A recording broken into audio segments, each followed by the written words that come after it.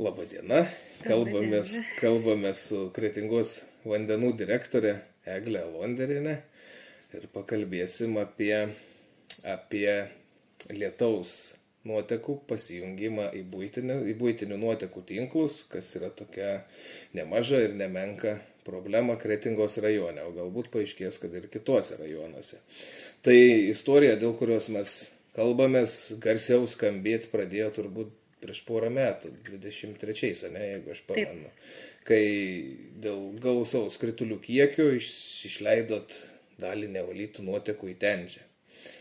Tai buvo išleista per 6000 kubinių metrų ir gal pradėkime apskritai nuo tos problemos, kaip ir kodėl tie lietaus tos nuotekos patenka į buitinių nuotekų tinklus. Tai turbūt yra priežastys kelios. Viena iš priežasčių tai yra ta, kad buitinių nuotekų tinklai jie nėra nauji. Ir yra ir 80 ir tarp 70-80 metų klotų tinklų ir tinklai yra nesandarūs. Mūsų krašte gruntinis vanduo yra aukšto lygio ir būtent šitie tinklai, kurie yra nesandarūs, jie veikia kaip drenažas ir surenka paviršinį vandenį. Kita priežastis tai yra ta, kad lygiai taip pat buitinių nuotekų sistema jinai apskritai nėra sandari ir šuliniai taip pat yra nesandarūs ir kartais tada, kada šulinys atsiduria po lietaus vandeniu, jisai tiesiog veikia jau kaip vėlgi lietaus surinkimo sistema. Na ir trečia priežastis tai yra ta, kad yra jau grinai drenažo ir paviršinių nuotekų sistemos sujungtos su buitinių nuotekų tinklais. Tai 3 tokias išskiriat, tai gal po to pakalbėsim apie kiekvieną išskirtinai. Tik tai gal susipažinkim, koks tas kiekis tais 23 metais to vandens, tų nuotekų pateko į valyklą ir kokie ir tos valyklos pajėgumai, kad skaitytojams būtų truputėlį aiškiau, apie kokius mes kalbam. Tai kadangi mes daugiausiai žiūrime valyklos pajėgumą per parą, tai valyklos pajėgumas yra 5000 kubinių metrų per parą, o 23 metų lapkričio 7 dieną, lapkričio 7 turėjom 25 000 kubinių metrų ir lapkričio 8 dieną atidarėm sklendę, kad neskandinti nuotekų valyklos. Tai tomis dienomis 15 000 kubinių metrų buvo į nuotekų valyklą ir 6 ištekėjo prieš nuotekų valyklą. O kas nutinka nuotekų valyklą irgi čia gal toks susipažinimo klausimas, kas nutinka tai valyklai, kai jie patenka toks kiekis vandens, kokios grėsmės, dar kažkas? Nuotekų valykloje vyksta biologinio valymo procesas, tai yra bakterijos, kurios yra gyvi organizmai ir jie, sakykime taip, suvalgo atitekančią taršą. Ir tam taršos suvalgymui reikalingas tam tikras laikas, tam tikras išbuvimas nuotekų valyklos talpose.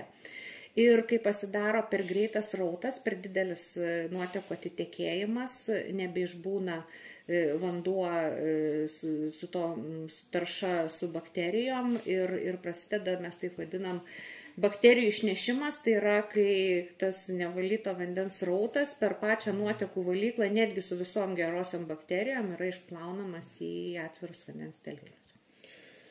Tai aš kaip įsivaizduoju, tos bakterijos ne iš dangaus nukrinta, jūs jas perkat ir ko gero tai irgi nėra pigus malonumas. Jas mes patys užsiauginam, jos dauginasi ir mes visada turim to aktyvaus dumblo turėti. Netgi tie, kurie turi valymo įrenginius, jie iš mūsų pasiema šito aktyvaus dumblo bakterijų, kad jos užsidaugintų, jos gyventų. Ir todėl mums labai svarbu, kad tos bakterijos būtų neišnešamas, kad jos tiesiog gyventų ir gerai jaustųsi. Nes būtų sutrinka visas tas procesas. Taip, sutrinka visas procesas ir praktiškai reikia mažiausiai 2 savaičių, kad vėl jos užsigyventų ir vėl pradėtų savo veiklą vykdyti. O tas toks nuleidimo atvejis, sakykime, pirmas čia buvo įmonės istorijoje, ar anksčiau yra buvę, gal tokių mažiau girdėtų?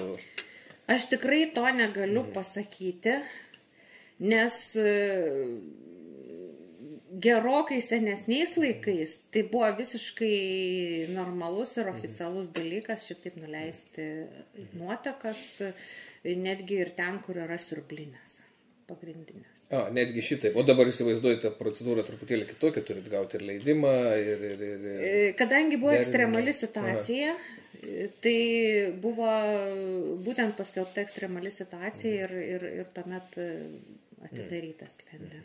Nes šiaip jos atidaryti negalima. Nėra užplombuota ir...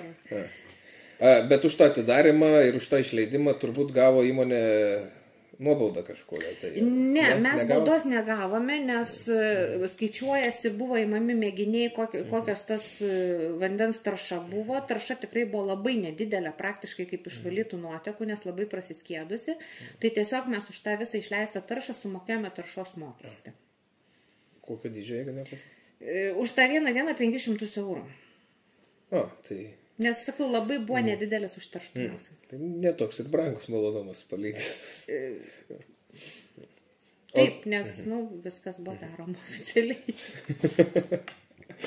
Kaip minėjau, tenais laikais, kai buvo daroma neoficialiai, tai ir galvos neskaudėdavo. Žinokit, ten buvo oficialiai taip galima daryti. Taip, tiesiog... Tai buvo leidžiama. Įdomus laikai turbūt tada. Supratau. Nes praktiškai ir nuotekų valyklas atsirado tik tai apie 98 metus kažkur tai biologinio valymo. O iki to būdavo tik mechaninis valymas. Ir visuose nuotekų valyklose ir dabar yra apvadinės linijos, kurios po pirminio valymo galima išleisti nuotekas, jeigu yra didelis lietus. Supratau. Dabar gal truputėlį apie tą žmogaus veiklą įtakojant tos procesus, tai turiu omeny tos visus prisijungimus. Kiek teko susipažinti, įmonė jau berods nuo 2017 metų turi tą dūmų mašiną įsigiję, ne?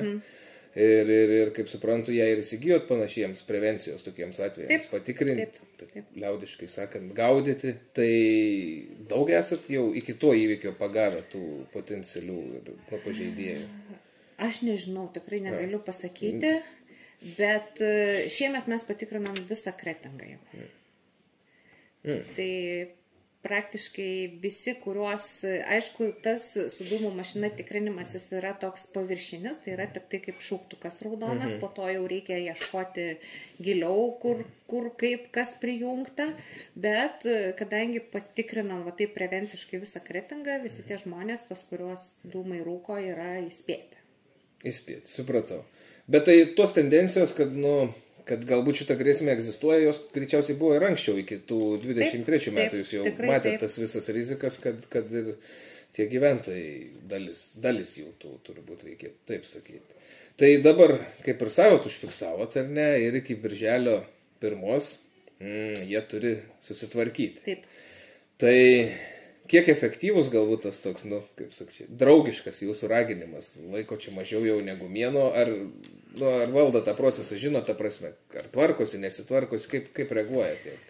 Turbūt, kadangi su gyventojais visi praėję metai ir šių metų pradžia buvo daugiau toks tas prevencinis darbas, bet mes matėm, kad yra labai daug ir viešų teritorijų, kurios yra pajungtos nuo viešų teritorijų lietus į buitinių nuotekų tinklus. Tai šitas vietas mes 50 vietų praėjusiais metais patys atjungiam ir rezultatas pasimatė. Nes vis tiek viešos vietos, tai yra gatvės, tai yra ir aikštės, ir įmonių teritorijos, kur didelės teritorijos. Tai iš tikrųjų čia rezultatas pasimatė, dabar aišku dirbsim toliau su gyventojais. Dabar jau gyventojai kažkaip sujudo prieš tą artėjant birželio 1, jau vienas po kito eina pranešinėja, kad atsijungia. Supratau. O kiek maždaug buvote identifikavę per Kretingą tų galimų teršiančių gyventojų, namų ūkių? Ar kaip metų pabaigoje 170 buvo Ir šiais metais, aš dabar net nepasakysiu, irgi panašiai, dar net daugiau turbūt. O kaip gyventojai reaguoja, kai jūs taip už rankos praktiškai pagaunat? Kokia ta reakcija? Turbūt pati didžiausia, tokia dažniausia reakcija, kad aš nusipirkau, aš tikrai nieko nežinau ir nieko nemačiau. Tiesiog taip, kaip buvo, taip ir yra. Nu taip, jeigu ten koks senesnis būstas, tai tais laikais aš įsivaizduoju, tai būdavo tokia kaip ir norma, taip, nuvesti pasijungti. Nieks dėl to turbūt per daug galvos nesukdavo, dabar gal atkreipdėmės. Aš tiesiog nežinau, kaip kitose miestuose taip kaip ir nebuvo. Turbūt nuo miesto priklauso. Ai, nuo savivaldybės, ne? O tiesa, ar ta problema visa egzistuoja tik tai Kretingoje, ar kalbant apie rajoną, turim ir tų kaimiškųjų gyvenviečių galbūt, kur jaučiat, kad yra irgi tokių niuansų? Kaimiškuosiuose turbūt gal kita problema yra didesnė, nes yra tie kolūkiniai, sakykime, tinklai, jie eina per laukus, neaišku kur, ir tiesiog tos linijos einančios per laukus, jos veikia kaip drenažo sistemos. Ir jūs susirenkat. Ir susirenkam, ir tikrai susirenkam didelius kiekius. Supratau, tai... Nu jo, ten, kur gyventojas vienas ten koks namų ūkis, o kur jau kai drenažos sistema įsijungia į lietaus nuotekas. Sakykime, jeigu Kretingoj gal kurmaičiai yra aktualesnė problema, bet galbūt mes labiau žiūrim kurmaičius, nes jų visos nuotekos teka į Kretingą, o kadangi pradėjom žiūrėti nuo kraštų, tai užfiksavom pirmiausiai kurmaičius ir užfiksavom, kad iš ten yra dideli lietaus nuotekų kiekiai. Jo, bet susitvarkėt, kaip suprantu, ten. O kas bus, kai sueis tas terminas? Nu, jūs esate identifikavę, žinot, kuri dalis nesutvarkė, tai tada jau baudos, kas laukia? Tada reikės susimokėti už tą kiekį, už metinį kiekį patenkant į buitinių nuotekų tinklus. Tai sumos tikrai yra nemažos. Gal galėtume taip? Apie 900 eurų gali būti. Metams? Vienkartinis mokėjimas. Skaičiuojamas jisai už metus, už metinį kiekį, bet yra vienkartinis mokėjimas, bet nieko nepadarius, tai toliau ir pakartotinai. Tai gal šita priemonė jau turbūt bus veiksmingesnė negu toks paraginimas. Tai, čia aiškus toks turbūt sąmoningumo atvejis, ne, tų gyventojų. Aš įsivaizduoju, jūs dabar ir tokia, kaip švietėjišką veiklą galbūt ir vykdot, užfiksavę tą, jūs turite įtikinti, paaiškinti tam žmogui, kodėl tai yra negerai. Jie supranta ar... Kai kurie iš tikrųjų supranta, kai kurie nenori suprasti, kai kuriem reikia būtinai lietaus nuotekų tinklų ir jokios kitos alternatyvos. Kur lietų dėti. Tai įvairiai žmonės reaguoja labai. Žmonės visi skirtingi, tai tokį socialinį, psichologinį darbą dar įmonė kažkiek, ne šito klausimų dirba. O apie tas kitas tendencijas tokias kalbant, čia apie vieną tą problemą kalbam, o egzistuoja gal ir atvirkštinė, kuomet buitinės į tą pasijungia. Tokiu atveju labai greitai, tai čia labai greitai pasimato, nes pasimato tarša kažkur tai buitiniam nuotekom. Kvapas, aišku, iš karto.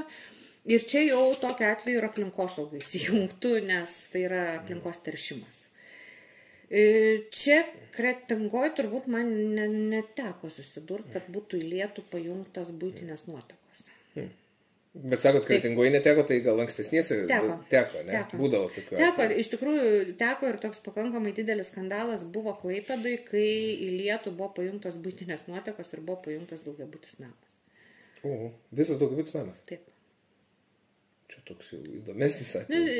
Labai paprastas atvejis, tiesiog statybininkam vamzdis vienas buvo arčiau negu kitas ir pajungė. Dabar, aišku, mes šypsomės, bet taip, tikrai taip gali būti. O apie tą kitų gal savivaldybių, tų kitų vandentvarkininkų patirtį irgi esat ne vieno įmonėje dirbus, tai ar daug žino tų savivaldybių, kurios susiduria su, kaip jūsų situacija, su lietaus nuotekų prijungimu tų į buitinius tinklus. Ar mes čia tokie esam pagarsėję? Ne, turbūt galbūt mes taip masiškiausiai gal dirbam, bet šiaip tikrai dirba ir kitos įmonės, tikrai jau senai ir Klaipėda dirba, nuosekliai kokį 10 metį, tai tikrai jeigu neseniau, ir Šiauliai labai dirba, ir Plungė, praktiškai bent jau šito galo savivaldybės ir vėl, kaip pasikartosiu, tai yra susijęs su gruntinio vandens lygiu. Nes mums lietus jisai labai yra iškart žymus į tinklus.